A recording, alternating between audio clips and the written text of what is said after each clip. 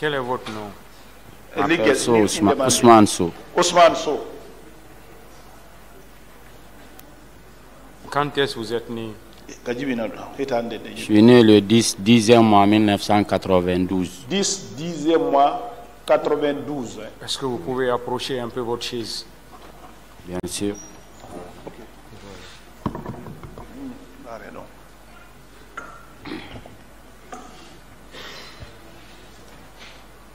Vous avez dit quand?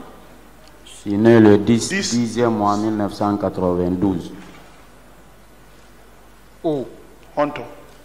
À Conakry. Conakry. Quelle est votre profession? Le métier. L'Iguédé.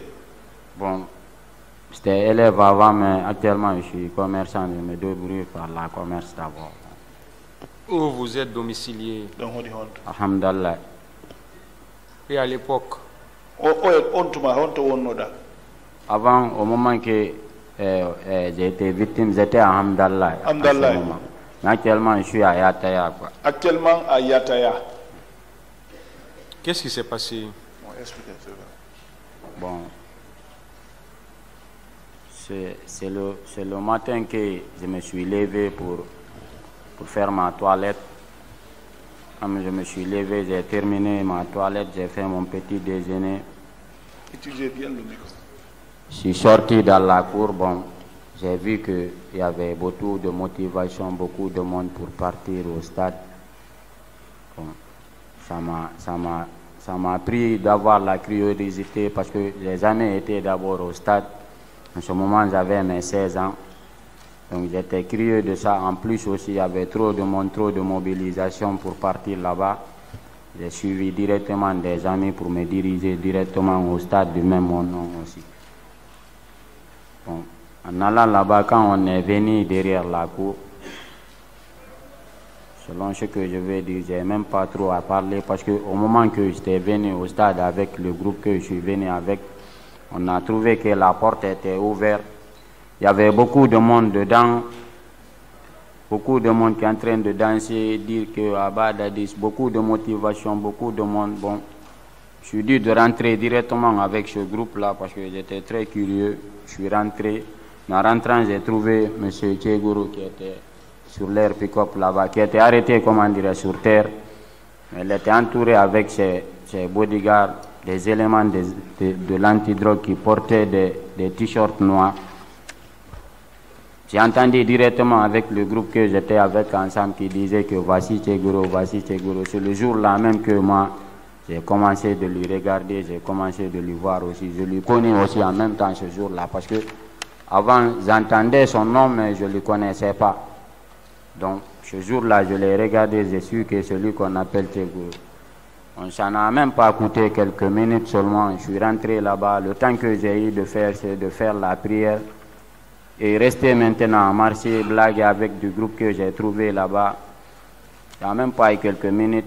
Il y a eu un gaz qui a été lancé la première fois qui a chômé de la panique. C'est là-bas quand même moi, je suis commencé de me paniquer. Il y avait aussi tout le monde, je pense, qui avait commencé de se paniquer. En même temps aussi, j'ai entendu des personnes qui disaient que les Bérérous sont en train de venir. Les Bérérous, ça, j'ai entendu ça avec mes oreilles. En même temps que j'ai entendu ça aussi, il y avait des coups de feu qui commençaient de tirer partout. Je voyais même des gens qui tombaient devant moi. Quand je me retourne aussi derrière moi, bon, ça m'a paniqué maintenant. Je ne savais pas où aller parce que j'étais tellement petit. J'avais mes 16 ans en ce moment. Il n'y avait pas beaucoup d'idées ou d'esprit. Donc, je me suis dit maintenant de m'évader, de chercher une solution. C'est en ce moment qu'on m'a tiré au pied. Après là-bas maintenant, j'ai resté là-bas, j'avais perdu beaucoup de connaissances, perdu beaucoup de sang. Il y a eu directement de la Croix-Rouge qui sont rentrés dedans parce qu'il y avait beaucoup de monde là-bas. Il y avait des personnes qui étaient déjà mortes, il y avait des personnes qui sont blessées. De toute façon, quoi. Bon, c'est là-bas maintenant que j'ai remis ma main. Je suis que, ouais, il y avait aussi, je pensais même que j'étais mort déjà parce que j'avais perdu de connaissances, je ne pouvais pas retenir quelqu'un avec mes yeux. Quand je regarde une personne, ça va me devenir 2 personnes jusqu'à 3 personnes. J'ai perdu de connaissances, j'ai remis ma main en même temps, ils sont venus là-bas, ils m'ont pris. avec des autres personnes. Ils m'ont envoyé jusqu'au pont Madina là-bas. Quand on est venu là-bas aussi, il y avait des bérets rouges au niveau du pont là-bas. Ils ont arrêté la pick-up. Bon, ils nous ont dit qu'on ne va pas passer. Ils ont voulu nous faire descendre là-bas, mais comme il y avait de la Croix-Rouge avec la volonté de Dieu aussi, donc on n'a pas pu descendre là-bas. Ils ont pris même des amis, je pense que même l'autre fois, j'avais suivi à la télé parce que je n'étais pas là, je viens de venir il n'y a même pas 3 jours. Il y avait un de mes amis qui a passé ici qui s'appelle Fofana avec Suleiman. On s'est connus là-bas, quoi, dans la pick-up de Croix-Rouge là-bas. Bon, ce gars-là m'a trouvé là-bas, j'étais dans la pick-up en même temps aussi avec des autres personnes. En partant, il y a un jeune qui s'appelle Suleiman qui est venu là-bas en même temps, qui avait reçu 3 balles. En même temps aussi au stade. Bon, ils nous ont fait monter là-bas, on a continué jusqu'à Donka, à l'urgence là-bas. Quand on est venu là-bas, ils nous ont fait descendre d'abord. Moi, ils m'ont fait rentrer là-bas. Bon, le gars aussi qui s'appelle Suleiman, ils l'ont fait rentrer là-bas. Je me suis plus jamais vu avec ce gars qui s'appelle Fofana là. C'est ici qu'on a commencé de se retrouver aussi. Aujourd'hui même que je l'ai vu ici, et je voyais. Donc, on m'a fait rentrer là-bas, on m'a déposé à terre là-bas, jusqu'à environ dans les bandes de 18 heures, jusqu'à la nuit, j'étais couché là-bas, parce qu'il y avait eu même une menace là-bas envers les bérets rouges. Ça fait quand je plairais, demander de l'aide, ils m'ont dit qu'il y avait des militaires dehors, que si on ne se calme pas, ils vont nous faire sortir, ou bien en cas quand les militaires rentrent là-bas, ils vont nous voir là-bas. Je ne savais pas maintenant qu'est-ce que je vais faire. Seulement, je pouvais me remettre à Dieu parce que c'est lui qui peut faire tout, c'est ce qu'il veut, c'est ça qui va se faire. J'ai resté là-bas, j'ai saigné du sang jusqu'à la nuit. Il y a un médecin là-bas qui m'a demandé que si j'avais un numéro de ma famille que je retiens en tête. Je lui ai dit oui, je lui ai passé le numéro de ma grande sœur qui est à l'abbaye actuellement. Bon, on a appelé ma grande sœur directement. On lui a dit que j'ai été tiré par une balle. Donc, elle a tombé crise là-bas parce que quand on entend que quelqu'un a été tiré par une balle, soit disant que selon ce que moi je vois à la télé, souvent dans les films, ça fait, tu ne peux pas survivre, est-ce que vous voyez? Bon, la famille s'est mise à pleurer maintenant. Ils auraient appelé aussi ce même numéro du docteur là-bas. Ils ont tenté la chance de venir, mais ils n'ont pas pu venir parce qu'ils m'ont déjà dit là-bas quand j'étais à l'hôpital qu'il y avait il y avait trop de verbalisation en bord de la route dehors, donc ils n'ont pas eu la route de venir à Donka là-bas. De rester là-bas aussi en même temps jusqu'à le 2e jour, c'est le matin maintenant que ma famille est venue dans les bandes de 6 heures comme ça. En même temps, je saignais du sang là-bas, on m'a envoyé au 2e bâtiment, au 3e bâtiment, donc à ancien bâtiment, à ma gauche. Il y avait des femmes malades là-bas, beaucoup de malades que j'ai trouvés là-bas, des personnes qui n'étaient pas des victimes mais qui se couchaient là-bas, quoi.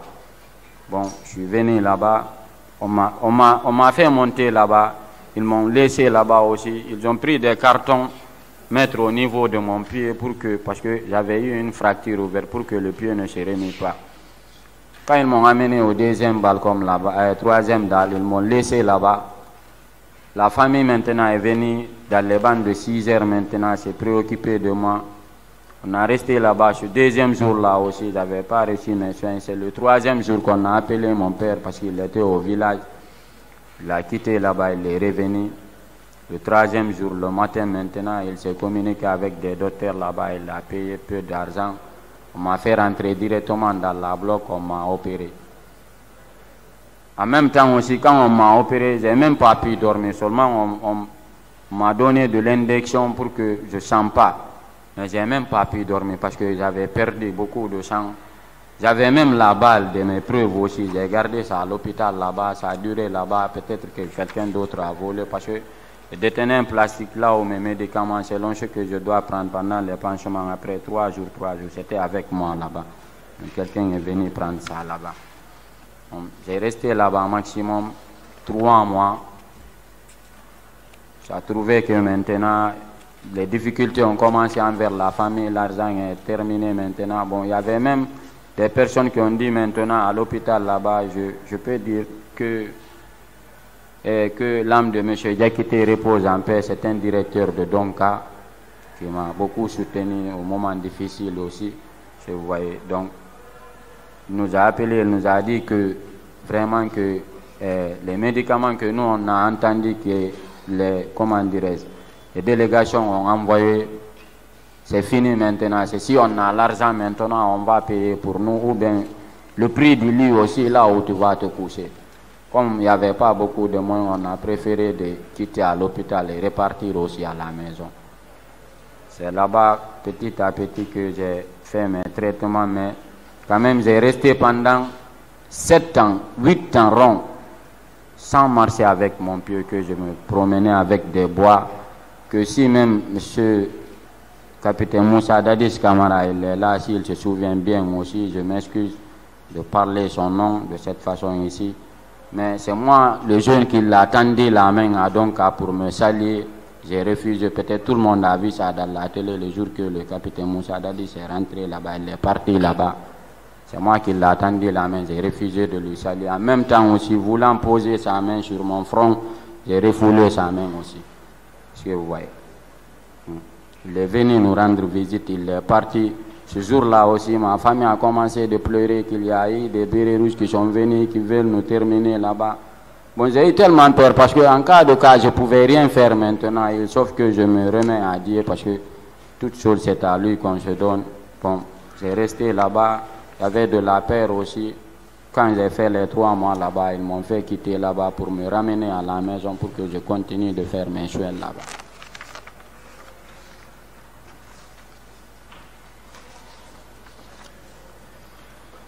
Vous avez fini? Oui, j'ai fini. Est-ce que vous avez été entendu par les juges d'instruction? Non, je n'ai pas été parce que je n'étais pas là. Vous n'avez jamais été entendu? Si. Si, c'est-à-dire, je ne comprends pas. Vous dites? Vous n'avez jamais été entendu par les juges d'instruction? Non. D'accord.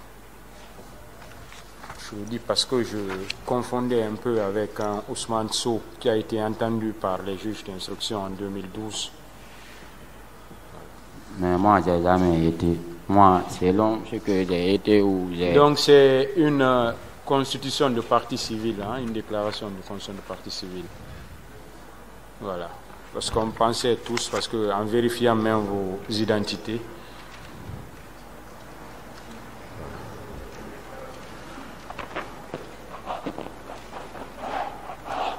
c'était le 17 octobre, hein, la date c'est le 17 octobre.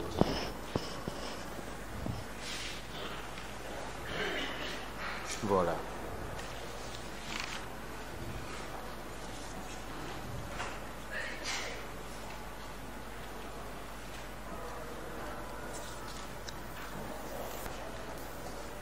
Ministère public, des questions. Merci, Monsieur le Président. Honorable.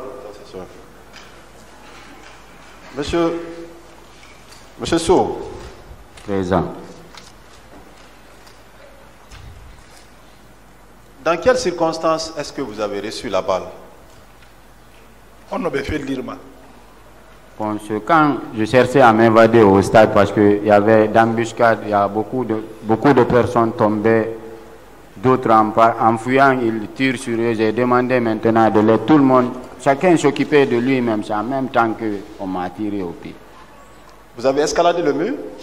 J'avais voulu, mais je n'ai pas eu la chance de le faire. Donc c'est en escaladant le mur que vous avez reçu la balle? Si. Bien. Et... Parce qu'il y avait des gens qui essayaient de grimper sur les murs. Quand j'étais trop petit, quoi. Quand je demande de l'aide, chacun essayait de s'occuper de lui-même. Vous voyez. En même temps, maintenant, essayant moi aussi, si je peux, c'est en même temps que je réussis là-bas.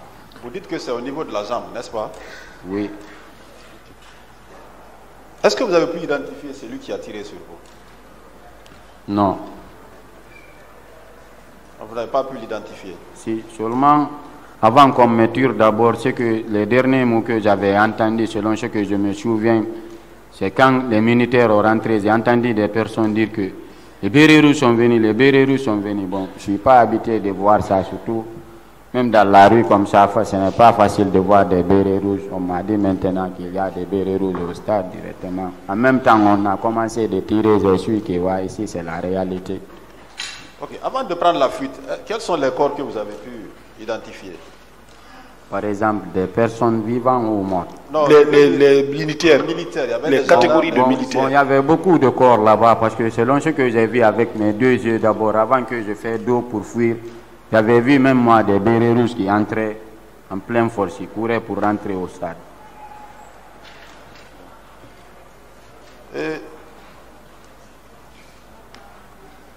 Est-ce que dans ces conditions, vous avez vu des femmes se faire violer?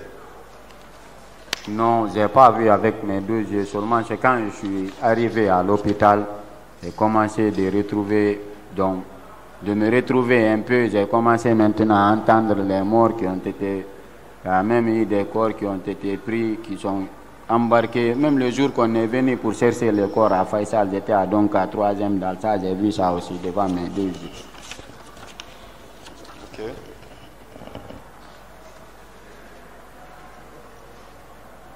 Vous vous rappelez avoir dit aussi que vous avez vu des cadavres se faire dépouiller? Vous n'avez pas bien entendu. Des cadavres se faire, en tout cas, être en train d'être fouillés. Si tu as vu des corps qu'on fouillait. Vous n'avez pas remarqué ça? Si, quand on m'a tiré, oui. J'ai tombé, ça je me rappelle, j'ai tombé entre des personnes, mais quand je suis tombé, je me suis couché là-bas quelques minutes seulement, j'ai perdu beaucoup de sang. Je ne pouvais pas reconnaître quelqu'un parce que même quand j'ai vu la Croix-Rouge en train de rentrer, c'est le son des personnes que j'ai entendu dire que Croix-Rouge est venue, Croix-Rouge est venue. Même quand j'ai remis comme ça ma main, ils ont su que je ne suis pas mort. Ils ont venu me prendre. Mais quand je regarde une personne, tu vas devenir devant moi 2 jusqu'à 3. J'avais du vertige sûrement parce que j'avais perdu beaucoup de sang. Difficile à reconnaître des autres trucs. Ok, avant de terminer, dites-nous, pourquoi est-ce que vous avez refusé de serrer la main du capitaine Moussa Dadis Camara à l'hôpital? C'est parce que c'est lui qui était le pouvoir en place d'abord. Parce que moi, je me souviens jusqu'à présent, le jour qu'il n'a plus le pouvoir, donc ce jour-là, je suis sorti, j'ai blagué, je me suis éclaté avec des gens. Vous n'avez rien à lui reprocher si ce n'est parce qu'il était le président. Bien sûr. D'accord, c'est parfait. Monsieur Sow. Oui. Et comment vous interprétez le refus quand vous avez mal, qu'un chef d'État vienne vous rencontrer, oui, comme les autres, il vous tend la main, vous refusez. Est-ce que pour vous, est-ce que c'est une bonne chose? Non, selon ce que moi j'ai fait là-bas, d'une autre part, on peut dire que ce n'est pas bon. Mais moi, je vais dire d'une autre part, de mon côté, c'était bon. Parce que je pouvais dire d'une autre part que c'est un ennemi qui est venu me saluer, m'avoir fait du mal aussi, venir me rire ou me regarder. Et voici ici en place aussi, vous pouvez l'appeler, je suis prêt pour qu'on s'assoie en débat, ça, s'il se souvient bien avec sa mémoire. On ne va pas l'appeler ici. Ok, vous pouvez alors voir dans des vidéos ce jour-là aussi, le jour qu'il a bon, été à Donka, vous pouvez regarder. Est-ce que, puisque vous avez suivi d'autres qui sont passés, est-ce que dans de cette situation, vous vous sentirez mieux conforté quand vous voyez le premier responsable du pays venir vers vous, ou si lui, il n'était pas venu vers vous? Qu'est-ce qui aurait été mieux pour vous reconforter? Est-ce que le fait qu'il vienne vers vous ou le fait qu'il ne vienne pas vers vous? Bon, je vous ai déjà expliqué, selon ce que vous venez de me poser ici, la question, je vous ai dit quand il est parti, qu'est-ce qui s'est passé entre nous et qu'est-ce qu'il était aussi entre nous avant que ces événements-là arrivent au stade, le jour qu'il n'a plus le pouvoir jusqu'à actuellement. Donc moi, d'une autre part aussi, ça fait voir un président aussi du pays venir te saluer, c'est de la sens d'une autre part aussi, mais tout toute chose peut se perdre. Tu peux te saluer aussi avec un président ici, ça trouve que, ouais, soit tu as eu un mort ou bien c'est quelqu'un qui est mort. Ça trouve que ce n'est pas des choses qui... Quand même, ce n'est pas votre volonté de vous saluer comme ça. Ça trouve que c'est des malheureux que vous voyez. Mais quand il est venu, en même temps aussi, j'ai même pas pris le temps de lui regarder dans mes yeux, mais j'avais vu Toumba arrêter devant. Après lui, c'était Toumba maintenant. En plus, il était accompagné avec la dame de la directrice de Donka. Je ne me rappelle pas de son nom, quoi. Mais j'avais même pas pris le temps de lui regarder comme ça ou de lui saluer, non. Parce que avant qu'il montait d'abord là-bas, quand ma soeur a vu les militaires en bas, il y avait même Pivi ce jour-là en bas. Elle a directement commencé de pleurer, elle a appelé ma famille directement, soi-disant qu'il y a eu des militaires. C'est bon, qu'est-ce que vous voulez savoir, maître? C'est bon, monsieur le président. J'ai fini d'ailleurs, c'est bon. Merci. Merci à vous aussi.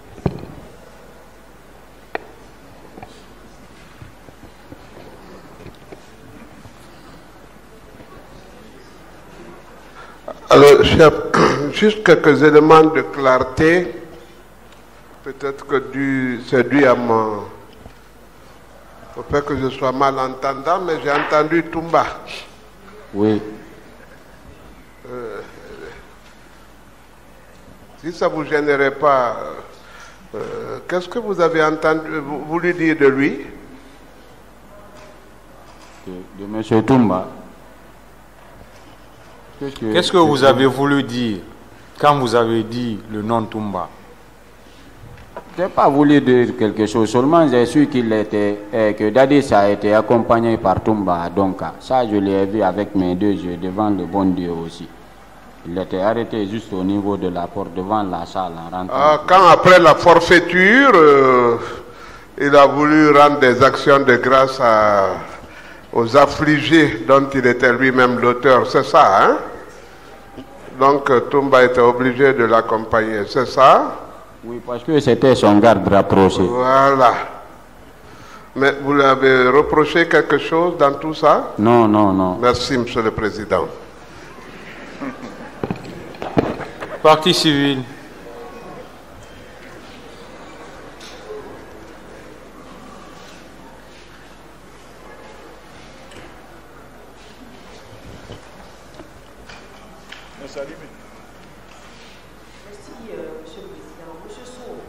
Présent. Vous dites que vous avez fait 8 ans sans pouvoir normalement marcher. Si c'est pour dire la propre vérité devant le bon Dieu, seulement là où je suis assis comme ça, je peux dire, je jure sur le bon Dieu, ça fait 14 ans maintenant, parce que j'ai mes 30 ans. 14 ans, si je pose mon pied à terre, je ne ressens rien. Même si vous prenez par exemple ici un briquet, vous l'allumez, je ne vais pas sentir. Ou par exemple, vous prenez quelque chose comme une lancette, vous désirez mon pied, je ne vais pas sentir. Je ne vais même pas porter des chaussures fermées. 14 ans comme ça. Je suis désolé pour ça, monsieur. Ok, merci. Monsieur Sow, Oui. qu'est-ce que vous avez ressenti comme sentiment de voir M. Moussa Dadis Camara vous rendre visite à l'hôpital, accompagné de son garde rapproché, comme vous l'avez dit? M. Toumba l'a quitté parce que... Selon ce que moi j'ai ressenti, je peux dire d'une autre façon, c'est de venir rire sur nous. Est-ce que vous voyez? Moi, c'est selon ça que j'ai ressenti. Vous dites que votre soeur a pleuré ce jour-là? Si, parce qu'elle avait peur, elle avait vu beaucoup de militaires aussi ce jour-là à Donka. Ce jour-là, même Pivi était en bas, il n'a même pas monté parce qu'il y avait beaucoup de bérets rouges. Lui, il s'est occupé en bas, les autres ont monté.